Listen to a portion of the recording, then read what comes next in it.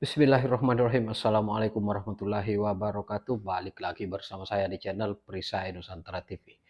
Nah, sahabat-sahabat sekalian, terkait aksi yang dilakukan oleh mahasiswa dengan hashtag Indonesia Gelap, kini Bang Hasan Nasbi yang notabene sebagai Kepala Kantor Komunikasi Kepresidenan akhirnya menjawab terkait apa yang menjadi aspirasi yang disampaikan oleh para mahasiswa terkait Indonesia Gelap. Dengan tegas, Bang Hasan Nasbi menyampaikan bahwa Indonesia hari ini menuju Indonesia yang bersinar, Indonesia yang gemilang, tapi kenapa kalian berpikiran bahwa Indonesia hari ini gelap?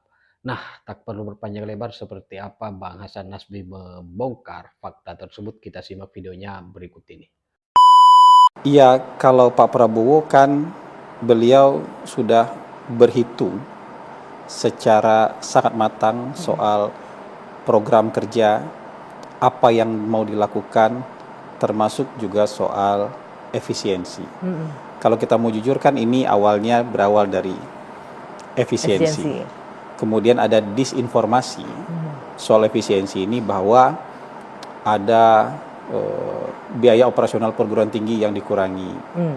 Maaf nih saya potong. Sebelum kita masuk ke disinformasi, efisiensi, responnya terhadap Indonesia gelap itu gimana? Benar nggak sih ngerasain atau itu cuma karangan aja nih masyarakat? Iya, kalau mau bicara kan harus pakai data, nggak boleh pakai perasaan.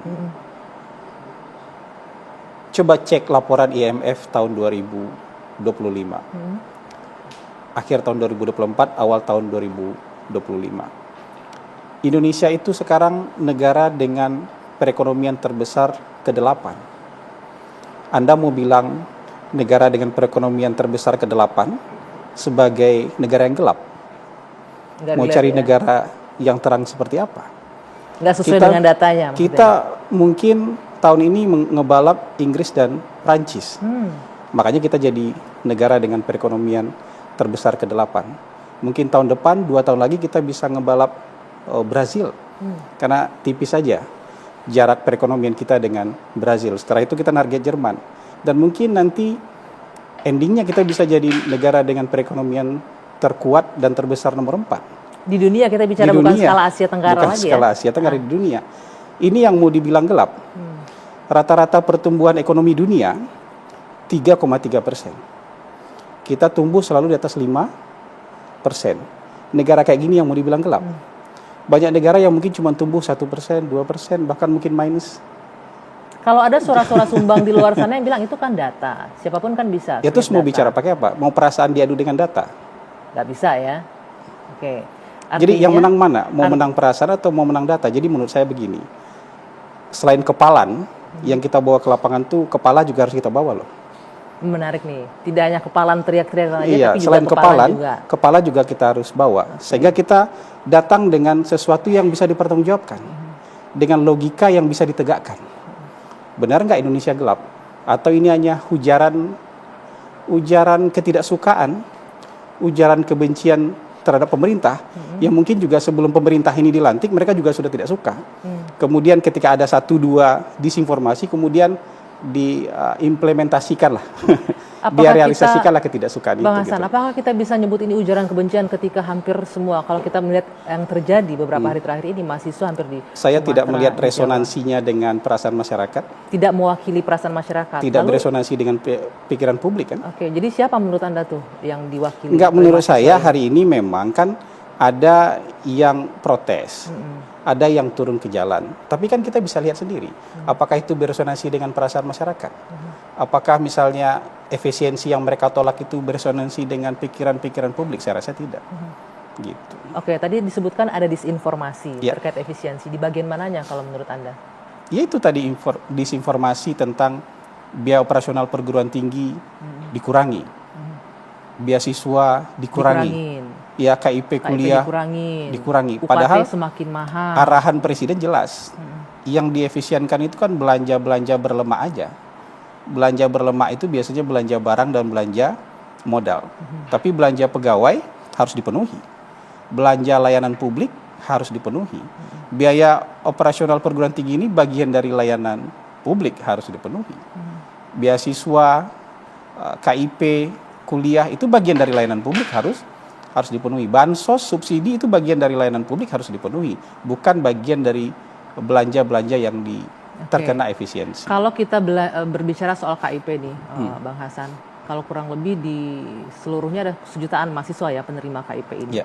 Tapi saya mendengarkan aspirasi dari teman-teman mahasiswa, katanya ada sekitar 600-an yang terancam kehilangan atau bahkan tidak dapat lagi melanjutkan KIP. Itu benar apa enggak tuh? Tidak benar sama sekali. Penjelasannya gimana itu? Kok bisa sampai mereka mendapatkan kita informasi tidak tahu. itu? Kita tidak tahu. Kan sekarang ini era media sosial. Kadang-kadang orang melempar isu yang tidak punya dasar, melempar isu di media sosial, kemudian viral, kemudian dijadikan pegangan. Padahal kan sudah dinyatakan berkali-kali tidak seperti itu. Menteri Keuangan sudah bilang enggak. Kepala Komunikasi Presiden sudah bilang enggak. Menteri Sekretaris Negara sudah bilang enggak. Tapi kalau tetap ngotot dengan itu, ya apa boleh buat. Makanya saya bilang, selain kepalan, tangan, kepala juga dibawa. Kepala juga harus kita bawa. Karena ini tidak meresonansi dengan masyarakat, tidak beresonansi dengan masyarakat. Tapi kita tetap harus menghargai ya namanya kebebasan berpendapat, bersuara. Tapi benar juga harus ada yang diperhatikan ketika Jadi datang lebih membawa baik data. bicara dengan data daripada bicara dengan perasaan. Lebih baik bicara dengan data. Nah, kalau kita Indonesia gelap seperti itu tadi. Datanya tidak gelap. Oke. Jadi kalau dia ngomong kau saja yang gelap, itu benar juga berarti kalau begitu. Mungkin bahasa saya tidak bisa seperti itu. Kan ada tuh beberapa juga pernyataan-pernyataan dari pejabat publik. Mungkin perasaannya yang gelap, mungkin pikirannya yang gelap gitu. Tapi data-data tidak menunjukkan Indonesia gelap. Data bahkan tidak menunjukkan seperti itu. Ada data-data menunjukkan sekarang itu kan pergerakan kemajuan dan kiblat ekonomi dunia itu bergerak ke timur. Sementara negara-negara yang hari ini kita anggap advance, mereka declining. Negara-negara yang tumbuh dan melejit hari itu kan negara-negara di timur, ada India, ada Cina, ya kan, ada Rusia yang Barat tidak mau mengakui Rusia, ada Indonesia, negara-negara di timur, negara-negara di selatan belahan bumi sekarang sedang melejit maju. Kita lagi mau menuju situasi yang lebih terang benderang nih, jadi bukan menuju kegelapan kita ini. Gitu. Data menunjukkan seperti itu. Oke. Nah, berbicara soal efisiensi, mungkin kalau misalnya tidak dirasakan masyarakat dalam arti ini mahasiswa mungkin nggak juga akan berteriak kan Bang ya.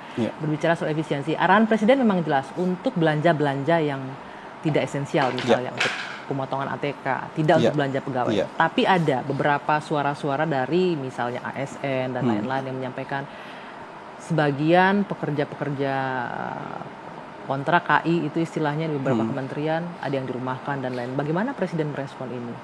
Ya, arahan beliau jelas itu. Ya, jadi kalau yang untuk tenaga kerja yang esensial, kecuali kan ada juga gini, ada konsultan selesai kontraknya nggak diperpanjang, ya selesailah.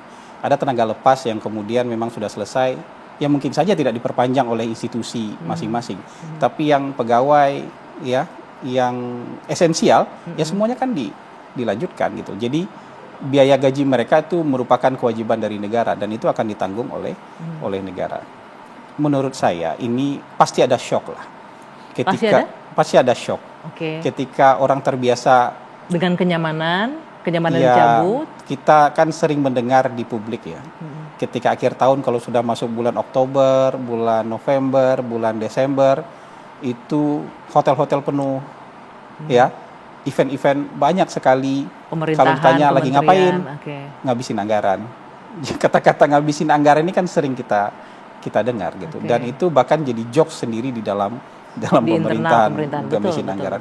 Ya pasti ada yang terganggu kenyamanannya ketika misalnya belanja seperti ini dikurangi atau bahkan dipangkas habis, supaya belanja kita nanti itu bisa jauh lebih efisien. Anggi, yang paling sering dijadikan contoh itu, yang paling ekstrim itu dua, belanja perjalanan dinas sama belanja ATK. Belanja perjalanan dinas kita itu 44,4 triliun. Kalau kita potong separohnya saja seperti arahan Presiden, itu 22 triliun. 22 triliun itu sudah bisa memperbaiki 11.000 sekolah. Atau bisa membeli lebih dari 3 juta ton gabah petani dengan harga minimal Rp6.500. Masih ada sisa, kita bisa jadikan program cek kesehatan gratis. ATK kita, kalau dikumpulkan semua total belanja ATK itu 40 triliun juga. Seluruh kementerian ini berbicara. Seluruh kementerian, lembaga sampai pemerintah daerah. Itu 40 triliun. Sementara dengan kemajuan teknologi hari ini kita paperless kita berbicara ya. Iya. Menggunakan kertas Mungkin bisa banyak itu lagi. dikurangi. Dan itu kalau hemat 50% aja udah nambah 20 triliun lagi. Nah, ini yang belanja-belanja seperti ada seminar, FGD, kajian, acara-acara seremonial, itu kalau dikumpul-kumpul, itu besar sekali jumlahnya. Dan itu bisa digunakan untuk kegiatan-kegiatan yang sangat produktif. Bang Hasan, apakah seminar-seminar tersebut, FGD tersebut memang tidak diperlukan sebenarnya selama ini di kementerian dan lembaga? Tidak, maksudnya? Tidak diperlukan sekali, itu nggak esensial Ini banget. kan efisiensi ini kan bukan berarti semua dibikin nol. Tetap ada, hanya ada, dikurangi. tapi jangan sebegitu besar gitu. Kajian-kajian ratusan ribu kajian mungkin dibikin dalam 1 tahun anggaran, mungkin kita nggak butuh sebanyak itu. Mungkin kita butuh visibility studies ketika membangun. Tapi ada kajian di setiap bahkan di setiap departemen di bawah lembaga, di setiap kedeputian, di setiap direktorat dan segala macam, yang mungkin itu juga berulang-ulang. Mungkin juga hasil kajiannya dari tahun ke tahun juga sama tema, saja, nggak ada sama perbedaan. temanya gitu. Itu kalau kita bongkar-bongkar aja file lama, kita sudah banyak dapat sekali kajian-kajian itu. Artinya boleh dibilang selama ini belanja itu banyak pemborosan di kementerian lembaga, bahkan sampai ke pemerintah daerah yang tidak berguna sebenarnya, tapi tetap masih dipertahankan. Gitu. Kalau kita hitung-hitung ya, penghematan yang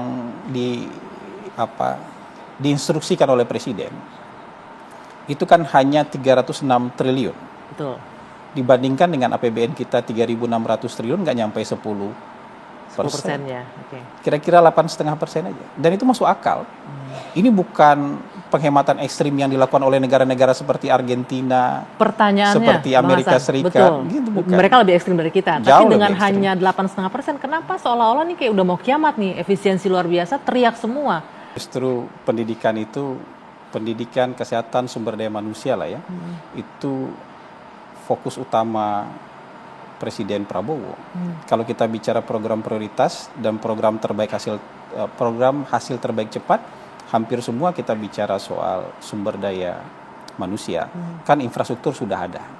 Sekarang kita bergerak ke penguatan sumber daya SDM. manusia. Jadi nggak bisa bilang begitu. Untuk program ini biaya-biaya belanja pemerintah sebagian besar ini untuk penguatan sumber daya manusia, karena kita mau menuju Indonesia emas itu jangan hanya usianya yang emas. Kalau hanya sekedar usianya yang emas, kita akan sampai di situ, insya Allah. Maksudnya usia 100 tahun itu kita akan bisa aja sampai di titik bisa itu, sampai tapi di titik kualitasnya emas enggak. Okay. Makanya hari ini untuk sekitar 20 tahun yang akan datang, kita benar-benar harus bekerja keras untuk mewujudkan generasi emas itu.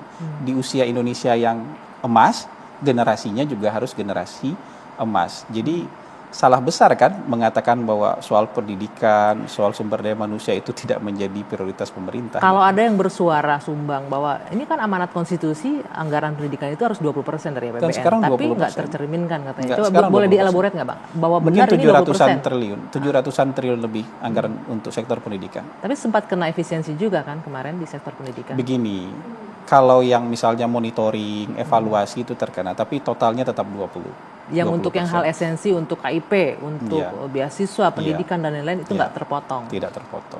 Oke, jadi bisa dijelaskan, ditekankan kembali kalau efisiensi ini memang tidak memangkas hal-hal yang urgent untuk kebutuhan publik. Enggak. Hal-hal yang esensial tuh enggak. Hal tidak esensial. Nah ini saya bingung Gini, nih. Kalau kenapa tetap, distorsi itu misalnya nah, begini. Itu. Kenapa tetap jadi ada video ini misalnya, tapi masyarakat tetap ribut gitu loh. Ada video, masyarakat tuh harus diterjemahkan, tidak seluruh masyarakat ya. Masyarakat tertentu kan kita lihat di lapangan masyarakat kan yang mana terlihat gitu sekali segmentednya. Jadi ada video karyawan yang bikin video di TikTok misalnya, ini terkena efisiensi, ini saya kerja lampu gelap-gelapan, nggak ada. Nggak ada. Di mana orang kerja lampu dimatiin? Enggak. Di mana? Terus maksudnya apa, yang bikin video itu hoax, nggak benar berarti? Iya nggak benar, kalau lagi kerja ya lampu dinyalain lah. Kalau kamu keluar dari ruangan, selesai kerja lampu dimatiin, kan gitu aja. Kalau mau efisien. Lagi kerja AC dimatiin, ya nggak begitu efisiensi. Kalau lagi kerja ya AC-nya dinyalain. Kalau udah selesai kerja AC-nya dimatiin, sesederhana itu kok gitu. Tapi bikin video-video ini kan Ya ada aja orang yang sengaja membuat disinformasi. Musuh kita itu DFK namanya. Apa itu DFK? Disinformasi, fitnah, kebencian. Tapi kan sekarang sumber informasi nggak hanya media kayak TV One. Sumber informasi itu ada di telapak tangan kita hari Iya, ini. sosial Dan itu media siapa aja bisa cepat. bikin tuh.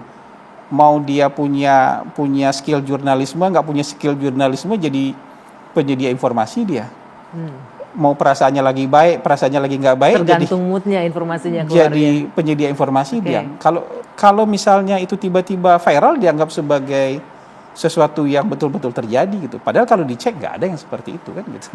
Jadi artinya pemerintah, Anda melihat yang terjadi di sosial media hanya segelintir orang yang benci, Ya. yang bikin berita bohong, Ya, provokatif gitu jatuhnya. ya misalnya kan tidak semua yang bikin, ada beberapa sedikit orang yang bikin, tapi kemudian diyakini oleh beberapa orang yang lainnya, sehingga orang ini termakan oleh isu-isu yang tidak benar seperti itu.